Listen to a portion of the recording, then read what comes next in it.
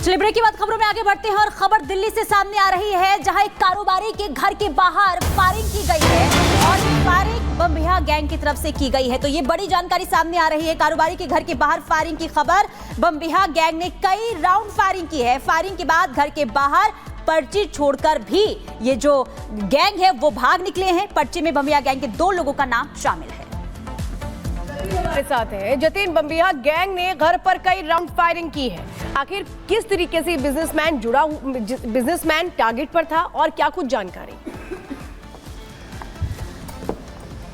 आज बिल्कुल देखिए, ये 2 गैंग्स के बीच में वर्चस्व की लड़ाई है। इससे पहले दिल्ली में जितनी भी फायरिंग हो रही थी, एक्सटॉर्शन कॉल्स हो रही थी, वो लॉरेंस बिश्नोई गैंग के जरिए हो रही थी। लेकिन अब बम्बिहा गैंग भी दिल्ली में अपनी साख को मजबूत करने की कोशिश, और उसी कड़ी में रानीबाग में एक बिजनेसमैन के घर के बाहर फायरिंग जो है वो की गई है। 6 से 7 राउंड फायरिंग की गई है। सीसीटीवी फुटेज को अब दिल्ली पुलिस एनालाइज कर रही है। मौके पर दिल्ली पुलिस है और सीसीटीवी फुटेज में दिखा कि बाइक पर 2 शूटर्स आते हैं, घर के बाहर ताबड़तोड़ फायरिंग करते हैं। एक पर्ची बिजनेसमैन के घर पर फेंकी गई है, जिसमें अभी तक किसी भी एक्सटॉर्शन के बारे में जानकारी नहीं है। लेकिन इतना बिल्कुल लिखा गया है कि यह फायरिंग बम्बिहा गैंग के द्वारा कराई गई है और 2 लोगों के नाम उस पर्ची में लिखे हुए हैं। दिल्ली पुलिस ने इस पूरे मामले में बिजनेसमैन के स्टेटमेंट को दर्ज किया है और एफआईआर दर्ज कर इस पूरे मामले की जो जांच है वो शुरू कर दी है। आपको याद होगा कि नारायणा के कार शोरूम के बाहर भी जब फायरिंग हुई थी, उसमें भी बम्बिहा गैंग का नाम सामने आया था। ग्रेटर कैलाश में जो फायरिंग हुई थी, महिपालपुर में जो फायरिंग हुई थी, उसमें लॉरेंस बिश्नोई गैंग का नाम सामने आया था। तो कहीं ना कहीं लॉरेंस बिश्नोई गैंग दिल्ली में अपनी साख को मजबूत करने की कोशिश कर रहा था।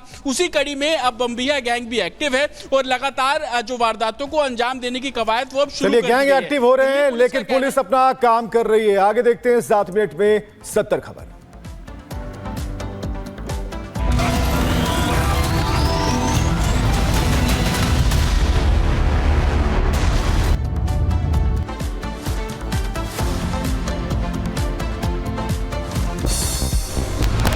स्पेन के प्रधानमंत्री पेड्रो सांचेज से मिले प्रधानमंत्री मोदी। तस्वीरें आई सामने। भारत दौरे पर है पेड्रो सांचेज। भारत स्पेन के बीच कई स्तर पर हुई वार्ता। मीटिंग में बोले पीएम मोदी, कहा गुजरात त्योहार और उत्सव की धरती। वडोदरा में प्रधानमंत्री मोदी ने किया टाटा एयरबस कॉम्प्लेक्स का उद्घाटन। प्रधानमंत्री मोदी ने रतन टाटा को दी श्रद्धांजलि।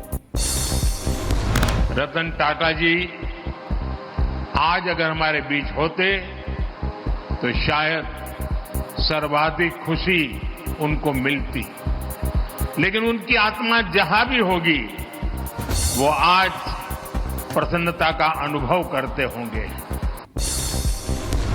पीएम मोदी ने जनसभा को किया संबोधित। कहा एयरबस और टाटा के बीच साझेदारी भारतीय एयरस्पेस उद्योग की प्रगति में देगी योगदान। यूरोपीय कंपनी के आगमन के लिए द्वार खोलेगी। इस नई एयरक्राफ्ट फैक्ट्री से भारत में नई स्किल्स को, नए उद्योगों को बहुत बल मिलेगा। गुजरात दौरे पर प्रधानमंत्री मोदी। वडोदरा में प्रधानमंत्री मोदी ने स्पेन के प्रधानमंत्री के साथ किया भव्य रोड शो। पीएम मोदी ने हाथ हिलाकर मौके पर मौजूद लोगों का किया अभिवादन। भारी संख्या में जुटे लोग। रोड शो के दौरान प्रधानमंत्री मोदी की भावुक करने वाली तस्वीरें आई सामने। प्रधानमंत्री ने काफिला रोककर विकलांग बच्ची से मुलाकात की। असम के सीएम हेमंता बिस्वा शर्मा ने इरफान अंसारी के बयान की निंदा की। कहा इरफान को चुनाव में जनता सबक सिखाएगी। सीता सोरेन को लेकर इरफान अंसारी ने की थी आपत्तिजनक टिप्पणी। ये देखिए, ये बहुत ही मैं क्या बताऊं, ऐसा सब एक झारखंड सरकार का मंत्री ने जो सब व्यवहार किया है वो बहुत ही निंदनीय है। झारखंड जेल में बंद गैंगस्टर ने पप्पू यादव को दी धमकी। सोशल मीडिया पर पोस्ट के जरिए कहा, चुपचाप राजनीति करो वरना रेस्ट इन पीस हो जाओगे। धमकी मिलने के बाद पप्पू यादव ने डीजीपी को दी मामले की जानकारी। लॉरेंस के खिलाफ बोलने पर पप्पू यादव को मिली धमकी। एमएनएस अध्यक्ष राज ठाकरे के बेटे अमित ठाकरे ने नामांकन से पहले किए सिद्धिविनायक मंदिर के दर्शन। भगवान का लिया आशीर्वाद। यूपी में उपचुनाव को लेकर होर्डिंग वॉर जारी। बीजेपी के बाद अब सपा ने लगवाई होर्डिंग। हिंदू मुस्लिम एक रहेंगे तो नेक रहेंगे का दिया नारा। सपा कार्यकर्ताओं ने बीजेपी पर साधा निशाना। कहा हिंदू मुस्लिम एक साथ आएंगे और बीजेपी को उखाड़ फेंकेंगे। लखनऊ में पुलिस हिरासत में मौत से जुड़ा हुआ मामला, मृतक के परिजनों से मिले सीएम योगी, परिजनों को दिया 10 लाख का मुआवजा, साथ ही मामले में कार्रवाई का दिया भरोसा। यूपी में पुलिस कस्टडी में हो रही मौत पर अखिलेश यादव का ट्वीट, कहा पिछले 16 दिनों में हिरासत में मौत का दूसरा समाचार मिला, सरकार को पुलिस हिरासत का नाम बदलकर अत्याचार गृह रखने को कहा। यूपी सरकार में मंत्री दयाशंकर सिंह ने सपा पर साधा निशाना, कहा सपा परिवार पूरी तरह सत्ता केंद्रित, साथ ही बोले शिवपाल यादव का परिवार लिमिटेड कंपनी।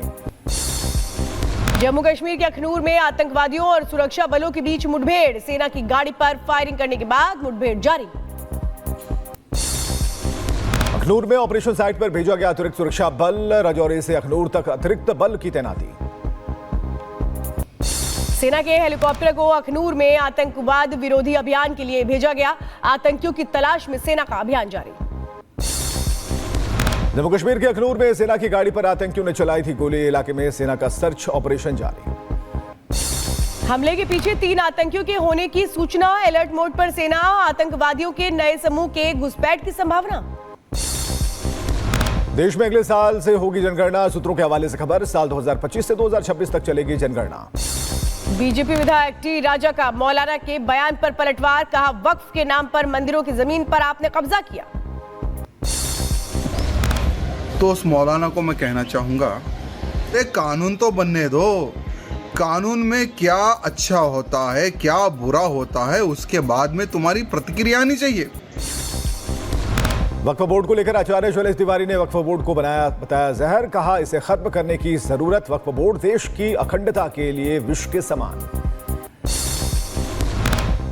महंत नवल किशोर ने वक्फ बोर्ड को लेकर के दिया बड़ा बयान, कहा सनातन के लिए अलग से बोर्ड नहीं तो मुस्लिम समाज के वक्फ के अलग बोर्ड क्यों बना।